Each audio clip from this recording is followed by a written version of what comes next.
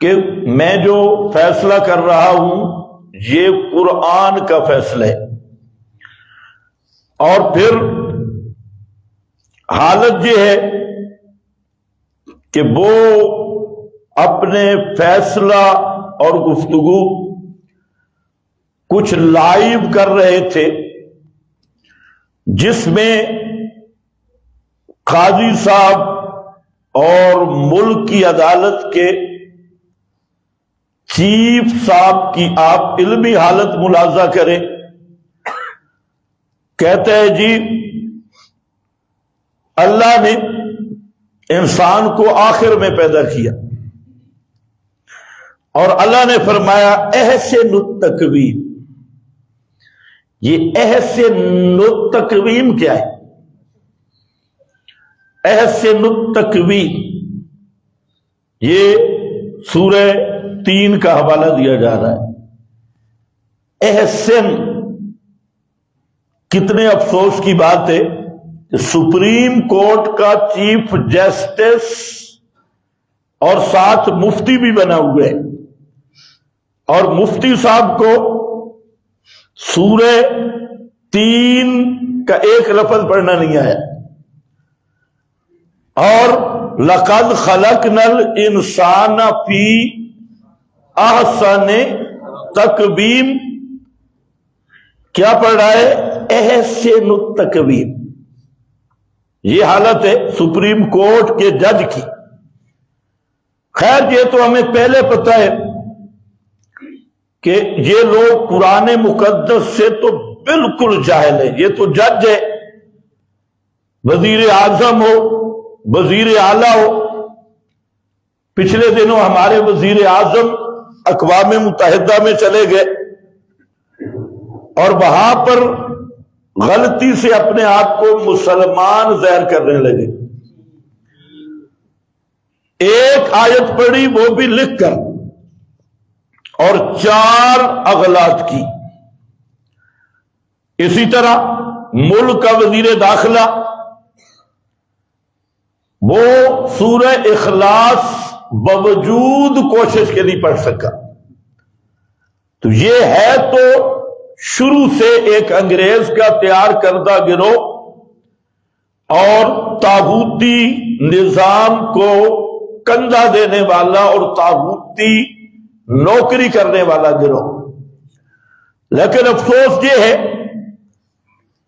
کہ یہ اب مفتی بھی بن گئے، مذہب کو بھی استعمال کرنا شروع کیا، اور حالت یہ ہے کہ ایک لفظ جو عام کھوتا ریڑھی والے کو بھی سورہ 3 یاد ہے، عام مسلمان کو بھی یاد ہے، اور چیف جسٹس پڑھ رہے احسن التقویم۔ تو اس چیف سے بھی گزارش ہے کہ آپ کو جب قرآن نہیں آتا کیوں پڑھتے ہیں؟ اور ایسی ناظرے پڑھنا نہیں آتا، اور مفتی بن کے، شیخ الحدیث بن کے اور شیخ التفسیر بن کے آیات کا ایسا مفہوم بگاڑتا ہے کہ قادیانیوں نے بھی نہیں بگاڑا۔ تو دوسرا چیف جسٹس صاحب کا علمی نقطہ سنیں۔ فرماتے ہیں اللہ نے فرمایا کہ ہم نے انسان کو خلیفہ بنایا۔ وکیل کہتا ہے، وکیل سے پوچھتا ہے کہ انسان کا کیا منصب ہے، تو وکیل کہتا ہے کہ اللہ نے انسان کو اپنا خلیفہ بنایا۔ کہتے ہیں نہیں اپنا خلیفہ نہیں، خلیفہ فی الارض، اور خلیفہ فی الانسان نہیں، خلیفہ فی الارض۔ واہ چیف جسٹس، پتہ نہیں کہ خلافت کہتے کس کو ہے۔ خلیفہ فی الارض، خلیفہ فی الانسان نہیں۔ اور فی الارض کا نقطہ کیا بیان کر رہا ہے؟ چیونٹیوں کے لیے، جانوروں کے لیے، فلانی چیز کے لیے۔ تو یہ خالص قرآن مقدس کی تعریف ہے۔ خلیفۃ اللہ ہو، خلیفہ فی الارض ہو، ایک ہی مقصد ہے کہ انسان کو اللہ نے اس کائنات میں بھیجا کہ اللہ کے قوانین اور اللہ کے احکام کا اس کائنات میں اجرا کرے، ان کو جاری کرے۔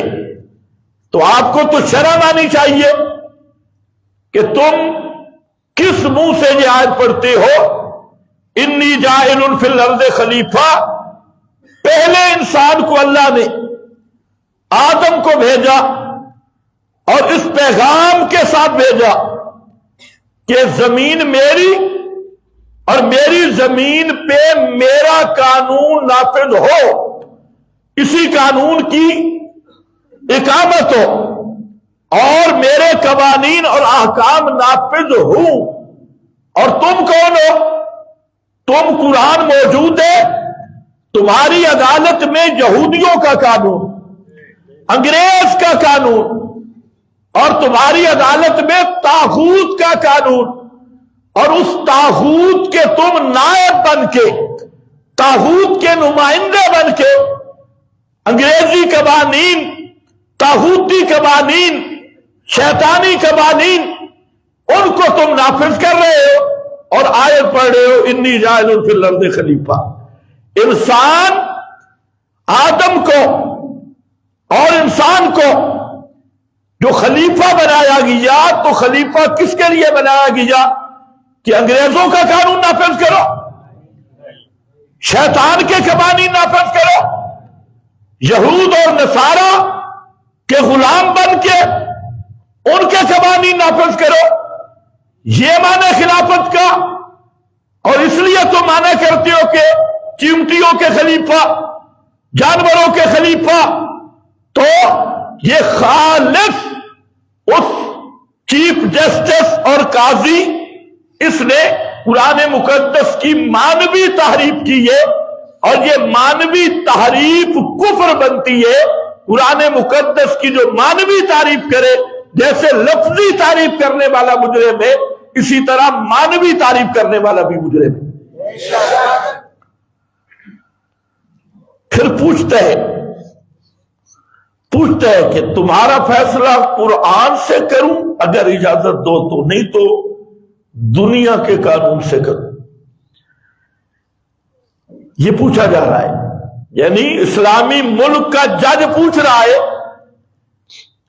وکیل سے، اور وکیل بھی حافظ ہے، اس سے سوال کرتا ہے کہ فیصلہ قرآن سے کروں یا دنیا کے قانون سے کروں، جس طرح آپ کہیں۔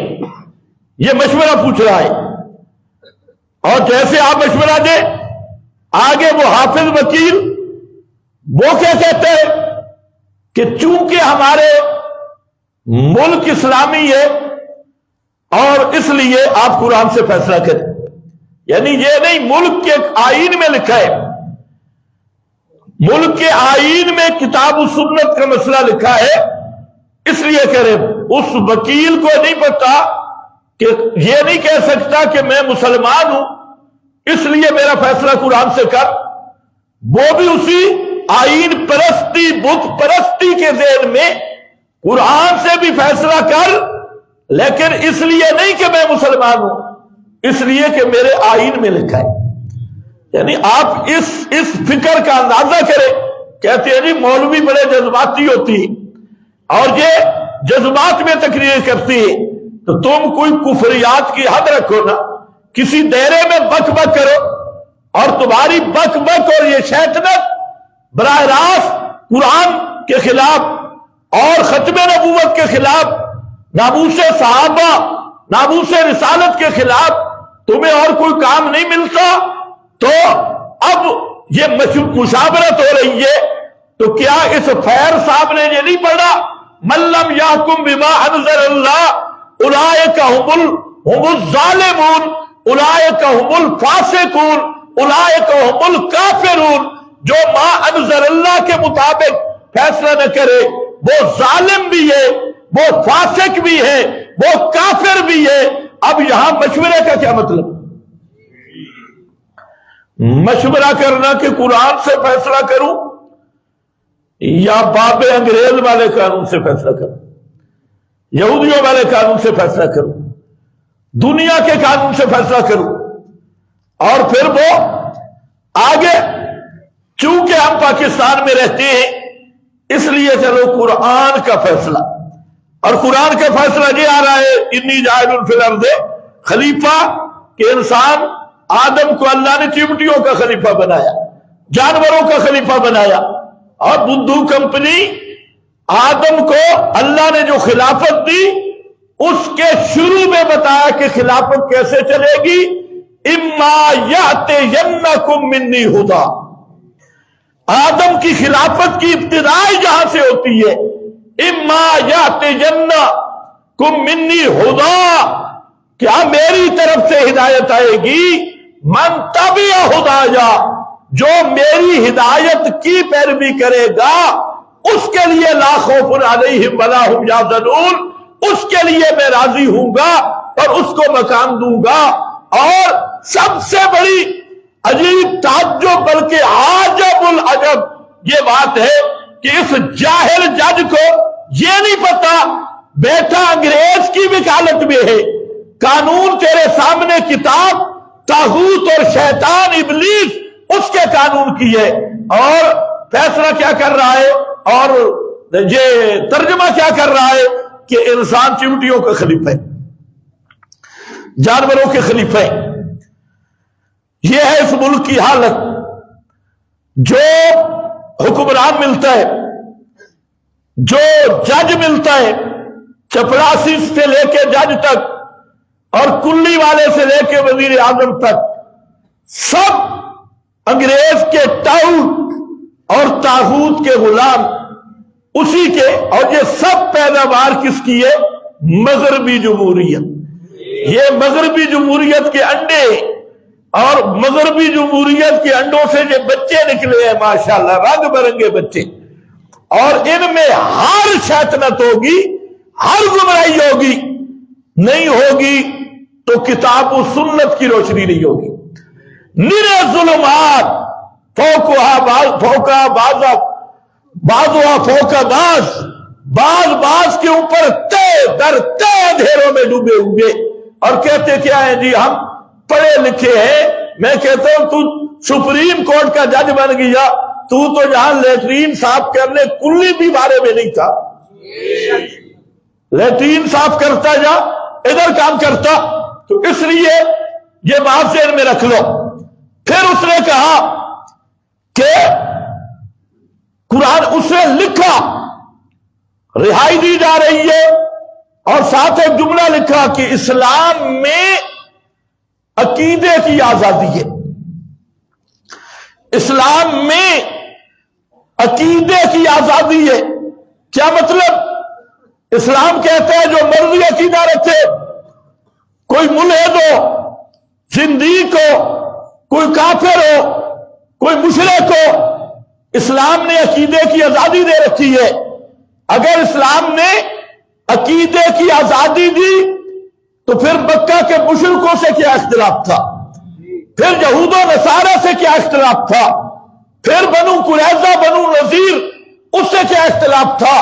اور اگر اسلام میں عقیدے کی بالکل آزادی ہے، جس کا جو مرضی عقیدہ رکھے، تو پیغمبر کریم صلی اللہ علیہ وسلم نے 13 سال مکے میں اصحاب پیغمبر نے مارے کیوں کھائی؟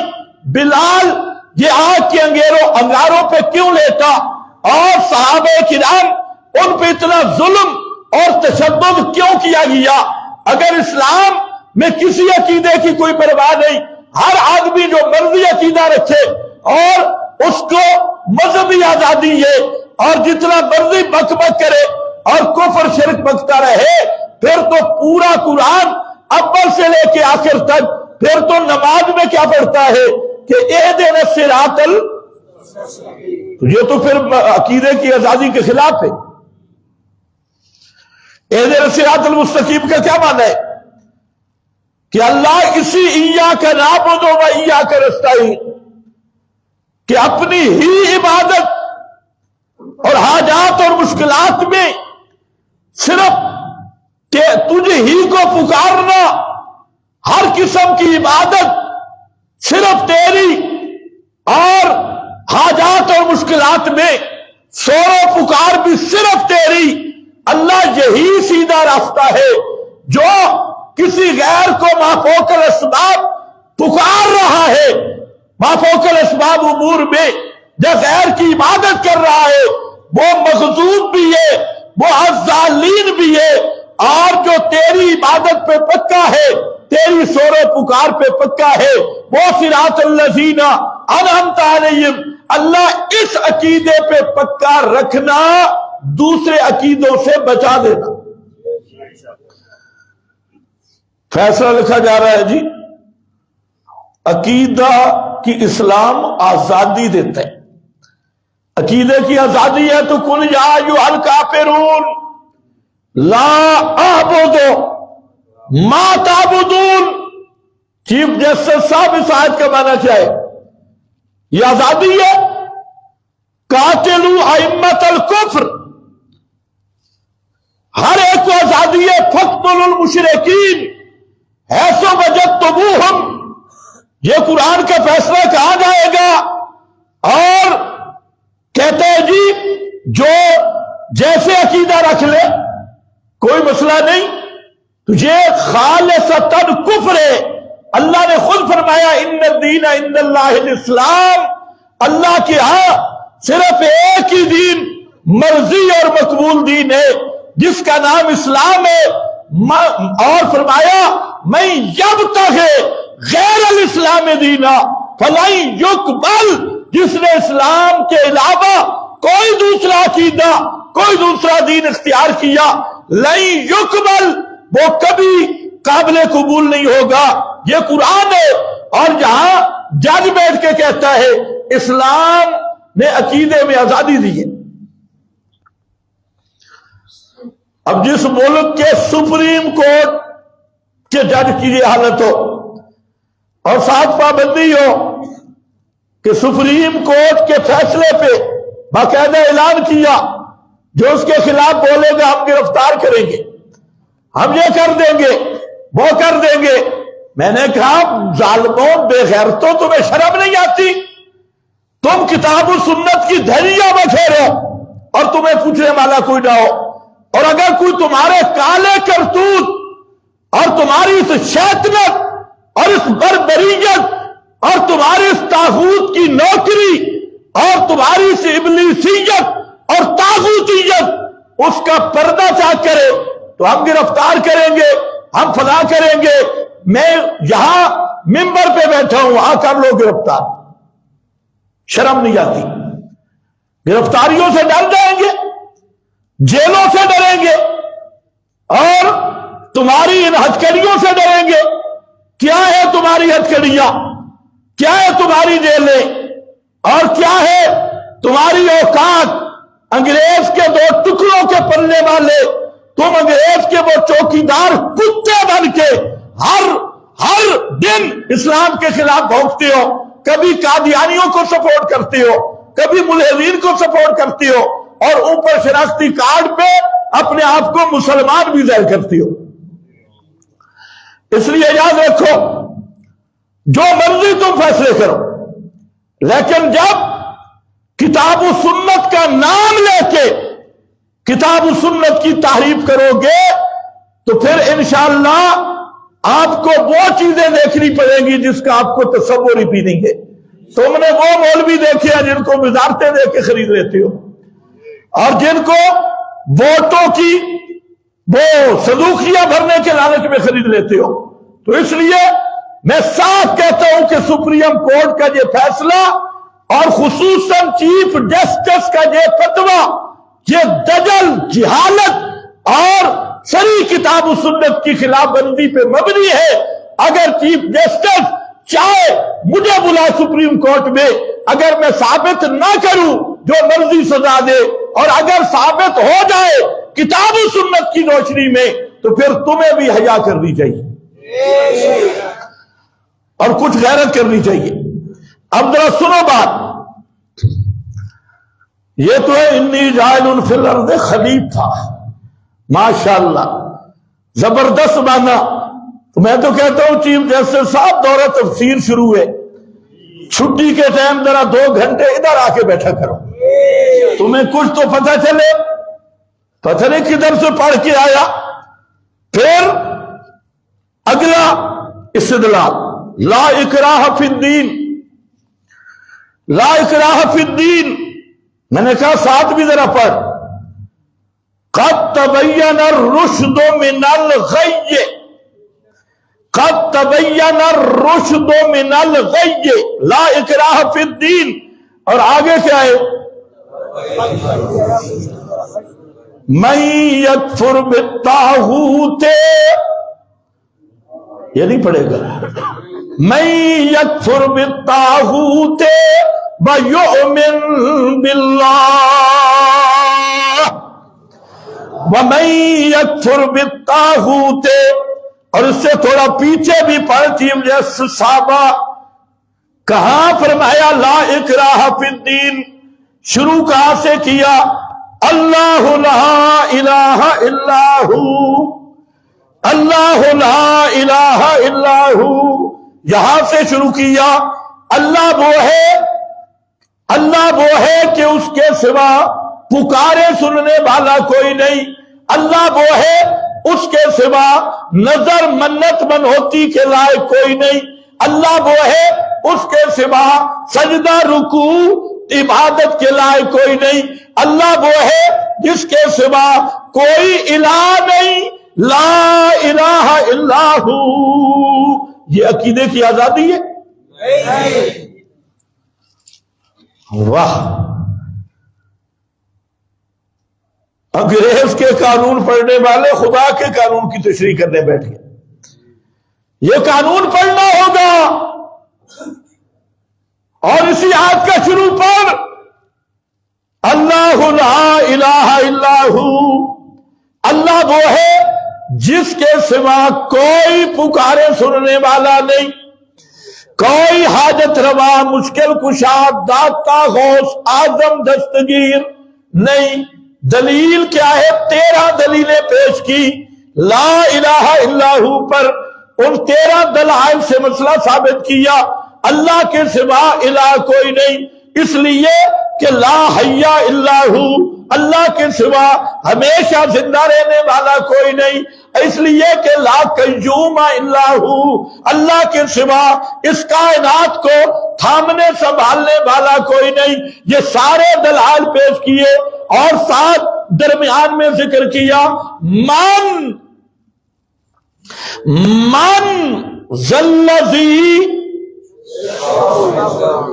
من ذلذی اوپر بیان کر دیا، اوپر بیان کیا کہ سب کچھ کرنے والا صرف اللہ، سننے والا صرف اللہ، جاننے والا صرف اللہ، اور مشرکین کا آخری ہیلا تھا ہؤلاء شفاعنا عند اللہ، کہتے تھے باب سفارشی ہے، فرمایا من ذلذی یشفع عنہ، لاؤ ذرا من ذلذی میدان میں نکالو، من ذلذی کون ہے؟ انداز دیکھو قرآن کا، کون ہے؟ کہتے ہو ہؤلاء شفاعنا عند اللہ، من ذلذی ہے کون؟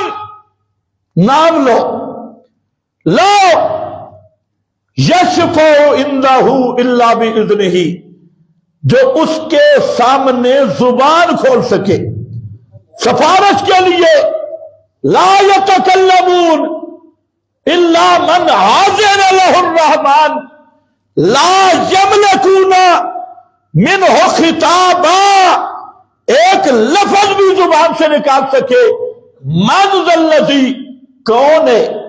پیش کرنا، پیش کر، یہ پیش کرے گا لسوڑی شاہ کا، اے لسوڑی شاہ، اے کھوتا شاہ، اے فلانا شاہ، اور فلانا شاہ، اور چھوڑ شاہ ماں، یہ سب چھوڑ، جہاں تو محمد الرسول اللہ صلی اللہ علیہ وسلم جو پوری کائنات کے امام ہیں، وہ بھی سجدے میں سر رکھنے کے لیے اس کی اجازت کے محتاج ہے۔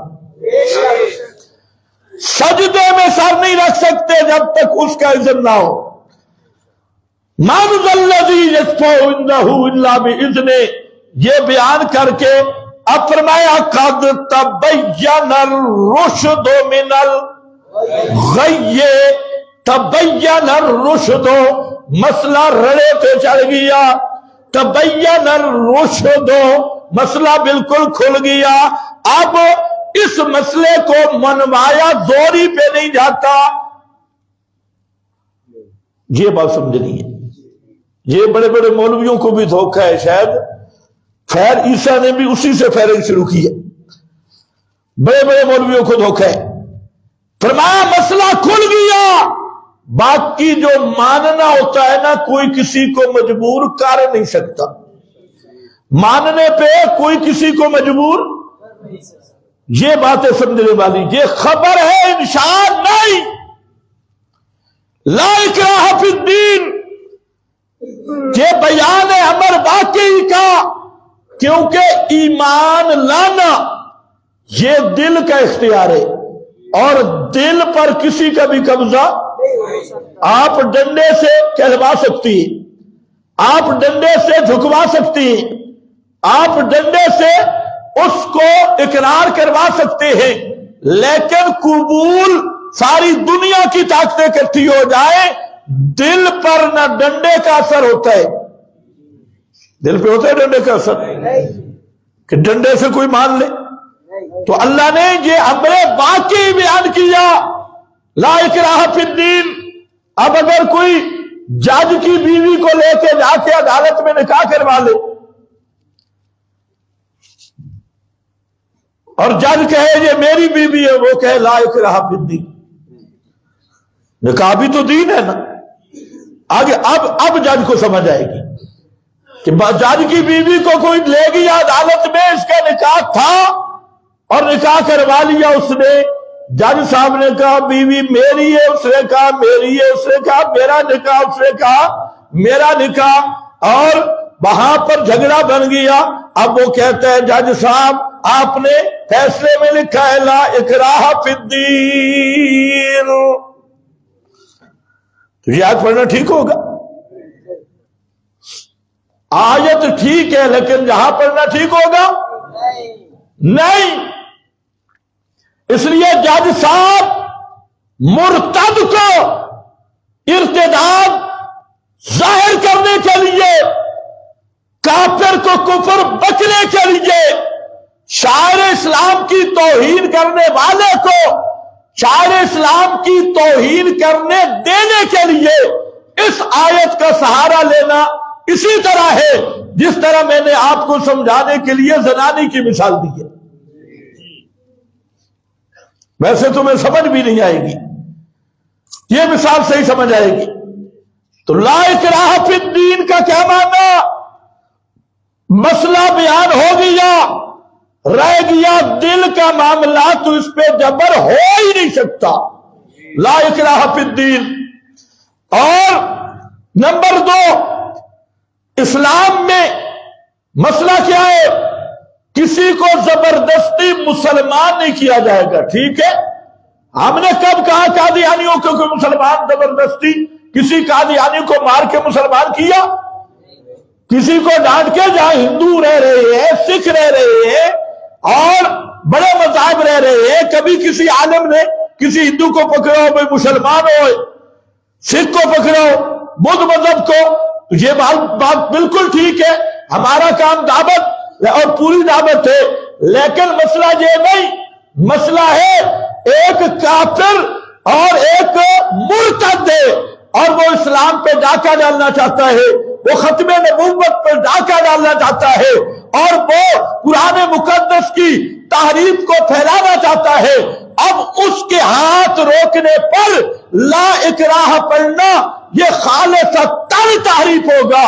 لا اکراہ فی الدین کا یہ معنی نہیں کہ کافر کا کفر، پیغمبر کی توہین کرنے والا، قرآن کی تحریف کرنے والا، شریعت کی حدود کو توڑنے والا اور ختم نبوت پہ ڈاکہ مارنے والا، ناموس صحابہ، ناموس آل بیت، ناموس پیغمبر کے خلاف بھونکنے والے کو چھوڑ دیا جائے گا، یہ آیت کا معنی قطعاً نہیں، اور اس آیت کو اس پہ لگانا یہ خود ایک کفر ہے۔ تمہارے جج کو آئے سمجھ رہیے، ابو بکر صدیق کو نہیں آئے۔ مسلمہ کذاب پہ 3 دفعہ فوج کشی کی، وہاں لا اکراہ فی الدین صحابہ کے پاس نہیں تھی آیت، 3 دفعہ۔ اور جتنے قراء صحابہ جنگ یمامہ میں شہید ہوئے، پیغمبر کریم کی ساری جنگیں ملا کے احد، بدر، حنین تک اور تبوک تک لے جاؤ، اتنے صحابہ شہید نہیں ہوئے جو جنگ یمامہ میں بڑے بڑے قاری قرآن، بڑے بڑے مفسر قرآن، بڑے بڑے حفاظ کرام وہ اس جنگ میں شہید ہوئے۔ اور حضرت صدیق کو پتہ نہیں تھا کہ لا اکراہ فی الدین آ چکا ہے، اس لیے مسلمہ کو کچھ نہ کہو۔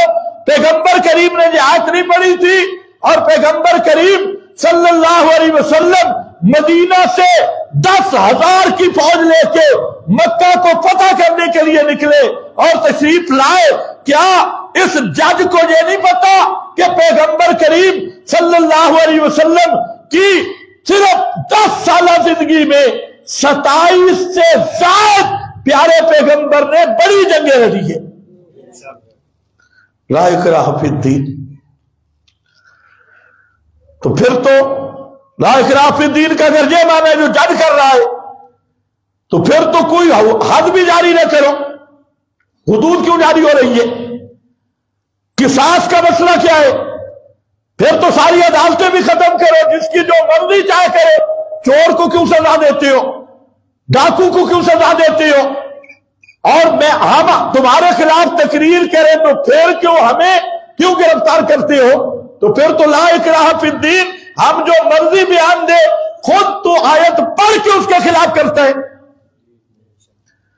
عجیب بات ہے، پیغمبر کا معاملہ ہے تو لا اکراہ فی الدین، اور جج کا معاملہ ہے تو پھر پکڑ دکڑ بھی ہے، پھر سزا بھی ہے۔ اپنا معاملہ ہے تو پھر سزا بھی ہے۔ پاکستان کا باغی ہو اسے معاف نہیں کیا جائے گا، اور اسلام کا باغی ہو لا اکراہ فی الدین۔ یہ ہے وہ یہودیانہ ذہن اور یہودی غلامی والا ذہن۔ اس لیے آج آپ کو غلط فٹ کرنا یہ یہودیوں کی ربش تھی، یحرفون الکلم عن مواضعہ۔ اور یہ یاد رکھو، جس طرح قرآن کا انکار کفر ہے، اسی طرح قرآن مقدس کی تحریف بھی کفر ہے۔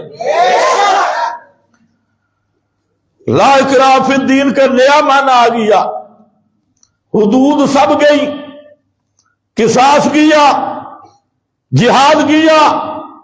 یہ ہے ججی تفسیر، اور سپریم کورٹ کے فیصلے پہ لا اکراہ فی الدین۔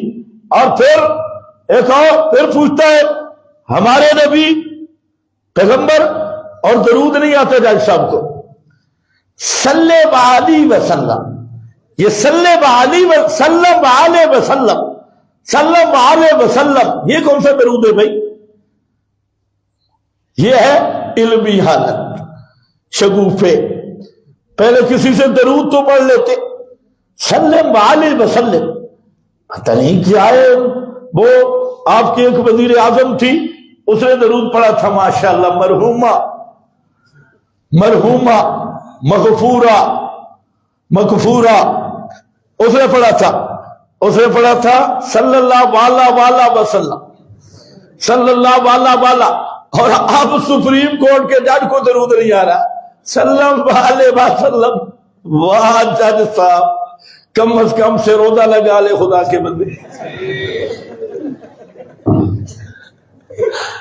کوئی استنجے کے مسئلے، وضو کے مسئلے۔ اور انشاءاللہ جتنے بھی ہمارے ریبٹ والے توحید سے دور ہوں، درود انہیں آتے ہیں، درود وہ سکھا دیں گے۔ تو روزہ چلا تو مشکل ہے، 3 دن کی چھٹی لے کے ذرا چلا جا، درود سیکھ کیا۔ یہ سلم علیہ وسلم کوئی درود نہیں ہے، اس کو درود نہیں کہتے۔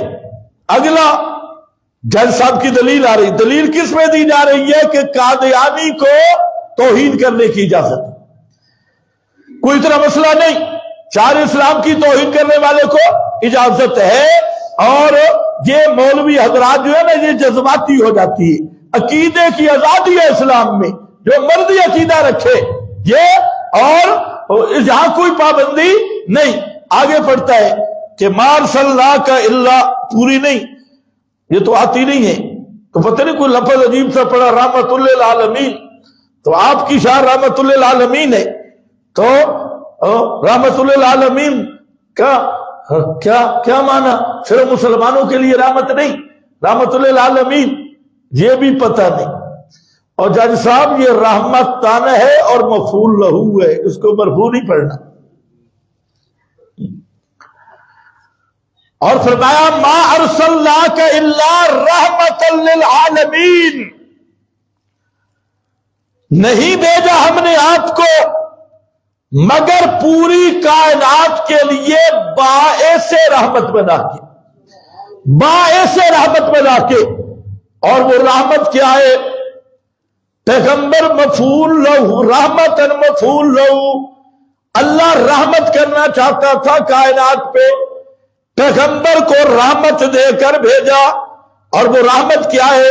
وَنُنَزِّلُ مِنَ الْقُرْآنِ مَا هُوَ شِفَاءٌ وَرَحْمَةٌ لِّلْمُؤْمِنِينَ. وَنُنَزِّلُ مِنَ الْقُرْآنِ, اور وہ رحمت کیا ہے؟ مَا كُنْتَ تَرْجُو أَن يُلْقَى إِلَيْكَ الْكِتَابُ وَلَٰكِن رَحْمَةً مِّن رَّبِّكَ, وَلَٰكِن رحمت من ربک. پیغمبر جو رحمت لے کے آیا اس رحمت کا نام قرآن ہے. یہ قرآن والی رحمت لے کے آیا. پھر جج پڑھتا ہے پیغمبر کا خلوق عظیم ہے. خلوق عظیم کا یہ معنی نہیں جو جج نے سمجھا ہے کہ کسی کو کچھ نہ کہا جائے, یہ خلوق عظیم کا معنی نہیں. حضرت عائشہ فرماتی ہے کان خلقہ القرآن, پیغمبر کا اخلاق قرآن ہے. آدمی نے پوچھا پیارے نبی کا اخلاق کیا ہے؟ فرمانے لگی کیا تو نے قرآن نہیں پڑھا؟ پورا قرآن میرے نبی کا اخلاق ہے. عمل بالقرآن, عمل بالقرآن, یہ پورا قرآن میرے نبی کا اخلاق ہے. تو اس لیے وہ قرآن کیا کہتا ہے؟ یا ایھا الذین آمنوا. قرآن مقدس پیغمبر کا مقام کیا بیان کرتا ہے؟ اے ایمان والو صلو علیہ وسلموا تسلیما. یہ پیغمبر پہ درود کا مسئلہ بیان کر کے آگے فرمایا ان الذین یعظون اللہ ورسولہ, وہ لوگ جو اللہ اور اس کے رسول کو ایذا دیتے ہیں, یعنی گستاخی کرتے ہیں, بے ادبی کرتے ہیں, اللہ رسول کی توہین کرتے ہیں, ان کا کیا حال ہے؟ لعنہم اللہ.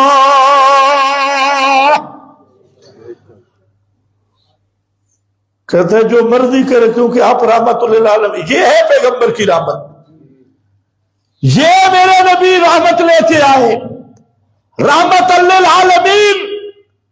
اور آپ نے رحمت للعالمین کی بھی تحریف کی. جج صاحب سپریم کورٹ کے چیف جسٹس صاحب قرآن کسی عالم سے پڑھ لو یا پھر ترجمہ ہی کم از کم دیکھ لو, تجھے یہ بھی نہیں پتا رحمت للعالمین اور اخلاق کا کیا معنی.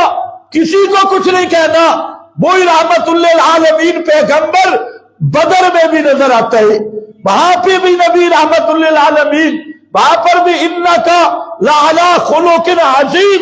یہی اخلاق ہے اور وہی اخلاق اور رحمت والا پیغمبر احد میں بھی نظر آتا ہے, حنین میں بھی نظر آتا ہے, تبوک میں بھی نظر آتا ہے, اور فتح مکہ پہ رحمت للعالمین آ رہے ہیں. اور راستے پہ دیکھا کتیا نے بچے دیے ہوئے ہیں, پیغمبر کریم صحابی کی ڈیوٹی لگاتا ہے کہ جہاں کھڑے ہو جاؤ اور کوئی آدمی اس کتیا کو چھیڑے نہیں، اس کے بچوں کو نہ چھیڑے۔ پیغمبر نے اس کتیا کی حفاظت پہ تو اپنے کمانڈر کو کھڑا کیا، لیکن اعلان کیا ابن خطل وہ کعبے کے خلاف سے لپٹا بھی مل جائے اس کو کعبے کے اندر قتل کر دینا۔ تم نے سیرت دیکھی کیا ہے؟ صرف لفظ پڑھے رحمت للعالمین کے۔ جہاد بھی رحمت ہے، جہاد بھی اخلاق ہے، اخلاق کا اعلیٰ درجہ۔ جب پیغمبر کا اخلاق قرآن ہے، پیغمبر کی رحمت کا معیار قرآن ہے، تو پڑھ ذرا سورہ توبہ، انفال، نساء، محمد، بلکہ آپ کا جہاں تعارف کرایا گیا ایک ہی صورت ہے جو آپ کے نام پہ ہے، سورت محمد، اور سورت محمد اس کا دوسرا نام سورت القتال ہے۔ اللہ نے بتلا دیا کہ محمد صلی اللہ علیہ وسلم اس کائنات میں اقامت توحید کے لیے آئے، اور اقامت توحید هو الذی ارسل رسولہ بالہدی بدین الحق لِیُظْہِرَهُ عَلَى الدِّینِ، عقیدے کی آزادی ہے، لِیُظْہِرَهُ عَلَى، اس دین کو ہر دین پہ غالب کرنا۔ تو آزادی کا پھر کیا معنی ہے؟ سب آزاد ہے، اس دین کو ہر دین پہ غالب کرنا۔ وَكَفَى بِاللَّهِ شَهِيدًا، اور وہ غلبہ کیسے آئے گا؟ وہ سورہ محمد میں ذکر کیا، اور سورہ محمد پوری سی پہ سورۃ القتال پیغمبر کے دین کی اقامت کا ذریعہ جہاد ہے۔ قتال فی سبیل اللہ، اللہ کے راستے میں چلنا اور لڑنا، فضرب الرقاب، موٹی موٹی گردنیں کاٹنا، فضرب الرقاب، تو یہ رحمت للعالمین کی رحمت ہے۔ جہاد اور ان چیزوں کو رحمت للعالمین یا اخلاق کے خلاف سمجھنا۔ فرمایا قاتل الذین لا یؤمنون باللہ، کیا معنی ہوگا بھائی قاتل الذین لا یؤمنون؟ عقیدے کی آزادی ہے یہ کہ قاتل الذین لا یؤمنون باللہ ولا لا یدینون دین الحق، لا یدینون دین الحق، لا یحرمون ما حرم اللہ۔ یہ جہاد کا حکم کیوں آیا؟ فرمایا جو اللہ کی توحید کو نہیں مانتا، جو قیامت کی صحیح صورت کو نہیں مانتا، دعویٰ ان کا ہے جن کے لیے قاتل کہا گیا، صحیح صورت قیامت کی نہیں مانتا، جو دین محمدی محمد الرسول اللہ کے دین کو نہیں مانتا، لا یدینون دین الحق کے، اور لا یحرمون، اللہ نے جن چیزوں کو حرام کیا ان کو حرام نہیں سمجھتا، اللہ کے حلالوں کو حلال نہیں سمجھتا، ان کے ساتھ قاتلو، قتال کرو، قتال کرو، قتال کرو، قتال کرو، جہاد کرو، مارو، ان کو قتل کرو، ان کو ذبح کرو۔ یہ قرآن ہے نا بھائی، اور وہی رحمت للعالمین، رحمتان للعالمین، وہی پیغمبر جس کو اللہ نے فرمایا انکا لعلی خلق عظیم، اسی پیغمبر کو فرمایا یا ایھا النبی جاہد الکفار والمنافقین واغلظ۔ واغلظ کے کیا معنی میرے بھی کر؟ واغلظ علیہم، جہاد کر کافروں کے ساتھ بھی، منافقوں کے ساتھ بھی، اور کیا کر؟ واغلظ علیہم، ان پہ سختی کر، ان پہ سختی کر۔ حاصل کیا نکلا کہ یاد رکھ لو قادیانی یہ صرف کافر نہیں، یہ غدار اور مرتد کافر ہے، یہ غدار اور مرتد کافر ہے، اور یہ پیغمبر کا بھی باغی ہے، اللہ کا بھی باغی ہے۔ ان آیات کو پڑھ کے قادیانیت کو تحفظ دینا اور عقیدہ ختم نبوت، اس کی اہمیت کو گرانا، یہ خود قادیانیت کی وکالت اور کفر کی وکالت، داجل کی وکالت، شیطنت کی وکالت ہے۔ اور ایسا فیصلہ یہ طاغوت کا فیصلہ ہے، یہ قرآن کا فیصلہ نہیں۔ یہ فیصلہ کس کا فیصلہ ہے؟ یہ طاغوت کا فیصلہ ہے، یہ قرآن کا فیصلہ۔ قرآن کا فیصلہ یہ ہے، ان الذین یعظون اللہ ورسولہ، بے شک وہ لوگ جو اللہ اور رسول کو ایذا دیتے ہیں۔ ایذا سے مراد بے ادبی، گستاخی، بے ادبی یا گستاخی کرتے ہیں، ان کی کیا سزا ہے؟ لعنہم اللہ، لعنہم اللہ کا ذرا معنی کرو۔ جائی صاحب کہے نا نا نا نا نا نا نا نا، اخلاق کے خلاف ہوگی ہے، اور رحمت للعالمین کے خلاف ہوگی ہے، شکل نہیں دیکھی۔ مشہور ہے کہ آدمی ترخان تھا، لکڑی کا کام کرنے والا نجار، وہ لکڑی میں میخ ٹھونک رہا تھا، کیل اور میخ ہاتھ سے پکڑتا اور اوپر سے لکڑی میں ٹھونک دیتا۔ ساتھ بندر بیٹھا ہوا تھا، بندر کافی دیر دیکھتا رہا۔ وہ جو ترکان اور نجار تھا وہ اٹھا کھانا کھانے کے لیے، تو بندر نے کہا یہ تو کام بڑا آسان ہے، میں بھی ذرا پریکٹس کر لوں، ٹریننگ کر لوں۔ تو بندر نے یوں کیل پکڑا، اوپر کیل رکھا اور یوں پکڑ کے اور اپنے ہاتھ فارغ تھا، اوپر ہتھوڑی کی ضرب لگائی، وہ کیل ہاتھ سے نیچے لکڑی میں چلا گئی۔ اب وہ بندر کا ہاتھ وہاں لکڑی کے ساتھ بند گیا اور بندر نے چیخنا شروع کیا، دم ہلائے، اور آگے سے بھی بندر کے پانی، پیچھے سے بھی پانی، اور بیچارہ پسینہ پسینہ، اور بڑی بری حالت۔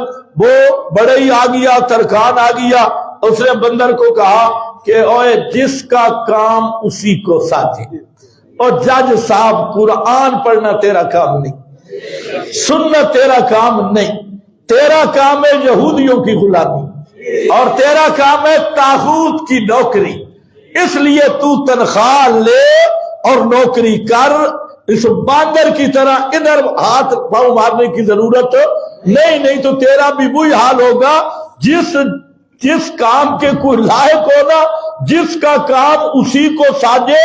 یہ پرانے زمانوں میں سکول میں بھی یہ پڑھاتے تھے، جس کا کام اسی کو ساجے۔ اب ایسے بن گئے مفسر قرآن اور فیصلے دے رہے ہیں جناب، قرآن مقدس کی یہ تفسیر ہو رہی ہے، اور وہ بھی لائیو بیٹھ کے، ماشاءاللہ لائیو۔ اور آگے وکیل ہے، وکیل کہتے ہیں جی میرا اتنا مطالعہ تو نہیں ہے، اتنا نہیں، جج کہتے ہیں نہیں اتنا تو ہونا چاہیے مسلمان کے لیے، مسلمان کے لیے اتنا تو ہونا چاہیے۔ تو یہ وہی ہے چوہے ایک حریر لے کر پورے علاقے میں پنساری کی دکان بنا کے بیٹھ گیا۔ بزرگوں سے سنا ہے چوہے کو حریر مل گئی اور اس نے بعد سٹور پنسار سٹور کا بورڈ لگا لیا، تو انہوں نے شکر ہے پتہ نہیں کلمہ بھی سیدھا کر لیا، یہ مفسر بن گئے، محدث بن گئے۔ اس لیے یاد رکھ لے کہ قادیانی یا کوئی بھی مذہب کی توہین کرنے والا، ایک ہے لا اکراہ فی الدین، جبری دین میں داخل کرنا، یہ مسئلہ ہی جدا ہے، اور ایک ہے شاعر اسلام کی توہین۔ جہاں شاعر اسلام کی توہین ہو تو پھر محمد کی تلوار مار آتی ہے، اس کا علاج تلوار سے ہوتا ہے۔ ان ججوں سے تو میں کہتا ہوں خدا کی قسم وہ منگولوں کا کتا بہتر رہ گیا۔ حافظ ابن حجر نے الدرر الکاملہ اس میں واقعہ لکھا، اور اس آدمی نے بتایا جو براہ راست اس مجلس میں موجود تھا، کہتے ہیں عیسائیوں کی مجلس تھی، حافظ ابن حجر فرماتے ہیں عیسائیوں کی مجلس، اور منگول تاتاریے، یہ چنگیز خان، چنگیزی حکومت، یہ جو تاتاریے منگولے تھے تو یہ پوری دنیا پہ اس وقت چھائے ہوئے تھے اور حکمرانی تھی، تو عیسائیوں نے کوشش کی کہ ان کو عیسائیت کی دعوت دی جائے، تو وہاں مجلس منعقد کی، سارے لوگ جمع ہوئے، ایک پادری کھڑا ہوا، پادری نے سمجھا کہ اس مجلس میں مسلمان کوئی نہیں ہے، آج جی کھول کے محمد الرسول اللہ صلی اللہ علیہ وسلم کی توہین کروں گا، کوئی روکنے والا نہیں، نعوذ باللہ۔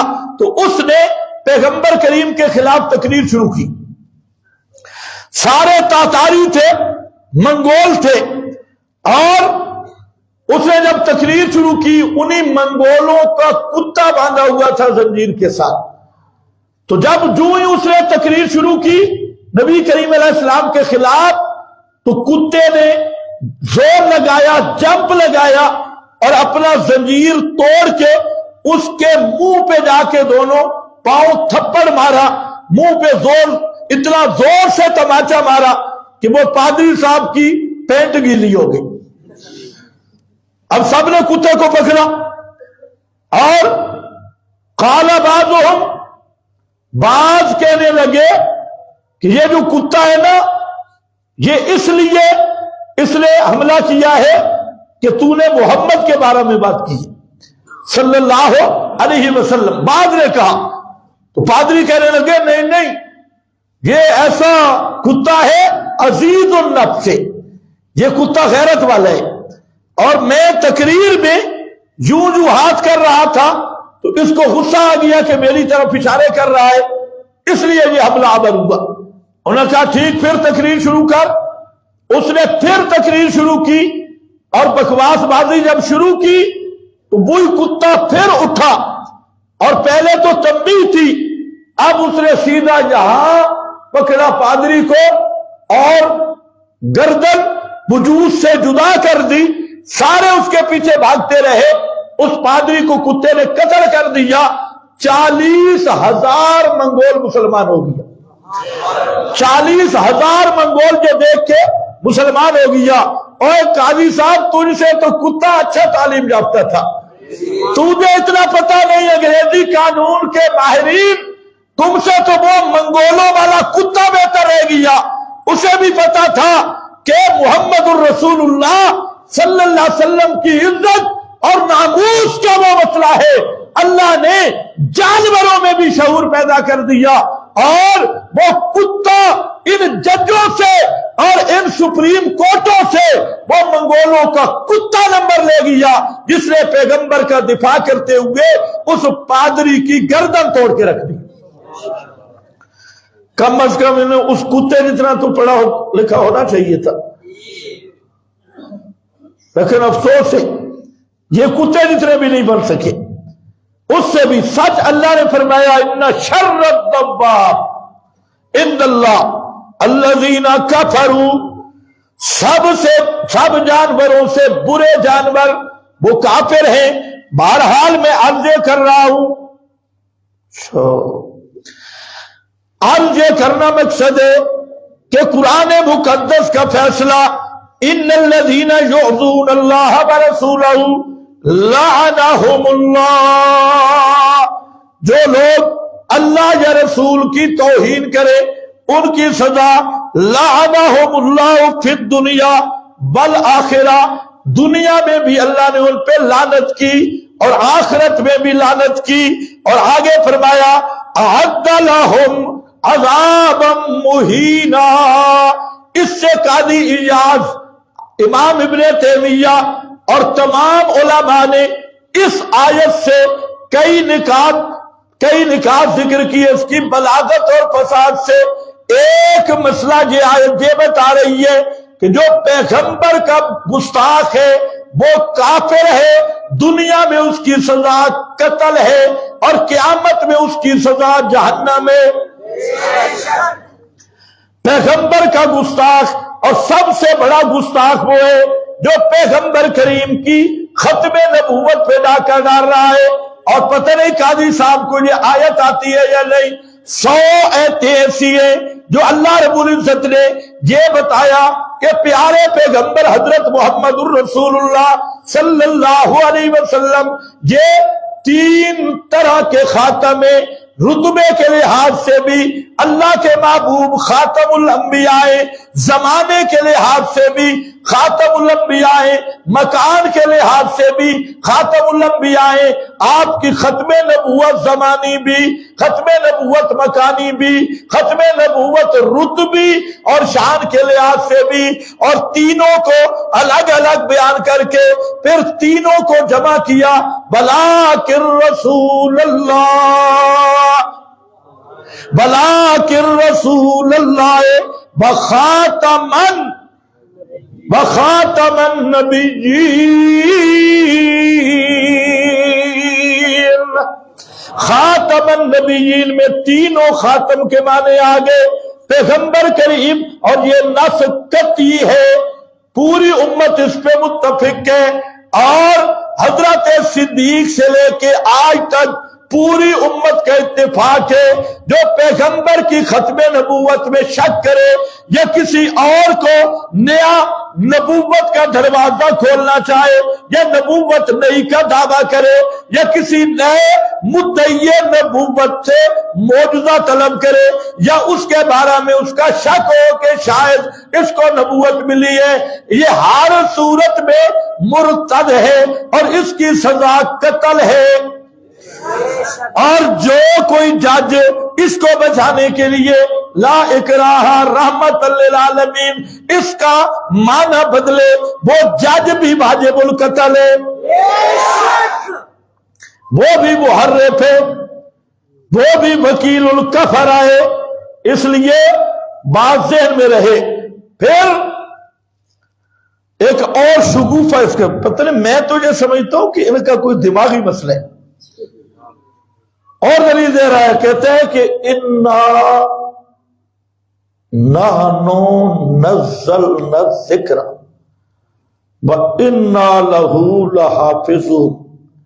اللہ فرماتے ہیں قرآن ہم نے نازل کیا، حفاظت ہم کریں گے، لہذا جو قرآن کی توہین کرے اس پہ کوئی کیس نہیں ہے۔ قرآن کی حفاظت کون کرے گا؟ اللہ کرے گا۔ ماشاءاللہ جاج صاحب، ایسا علم اللہ پناہ عطا فرمائے۔